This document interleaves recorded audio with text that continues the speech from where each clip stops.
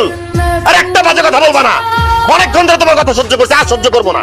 তোমার কাবিনের টাকা লাগবে তো, আমি দিতেছি তোমার কাবিনের টাকা। আম্মা, আম্মা দাও আমাদের বাড়ির ভিটার দলিল নিয়ে আসো।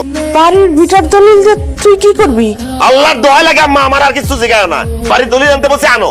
কি ব্যাপার বৌমা, কি হয়েছে আমার একটু কত? কি ভাবি কথা কও না কেন? ভাই তার দলিল লয়ে কই গেল? আমার জিজ্ঞেস করতেছিস কেন? তোর ভাইরে যা জিজ্ঞেস কর। স্যার, আমার বাড়ির ভিটার দলিল। হ্যাঁ, দলিল ঠিকই আছে। আফতাব ভাই কথা আগে বাড়ান। শাহিদ, এই স্ট্যাম্পে সই করে দে। স্ট্যাম্পে কি লেখা আছে স্যার?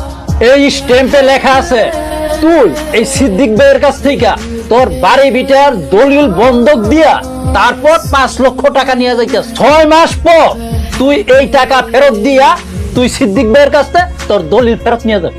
6 মাসের মধ্যে টাকা ফেরত না দিলে তখন আমি সবাইরে বাইতে বার করে দেবো, আর ওই বাড়ি আমি দখল নিব। ভালো করে চিন্তা ভাবনা করে দেখ তুই এই শর্তে টাকাটা নিবি কি না। ঠিক আছে স্যার, আমি 6 মাসের মধ্যে টাকা ফেরত দেব। শাহিন, সময় মতো যদি টাকাটা ফেরত না দেস তাইলে আমি যেটা কইছি ওইটা কিন্তু করবো। চিন্তা করেন না চাচা, সময় মতো এসে আমি টাকা ফেরত দিয়ে দিই। আসসালামু আলাইকুম। ওয়ালাইকুম আসসালাম।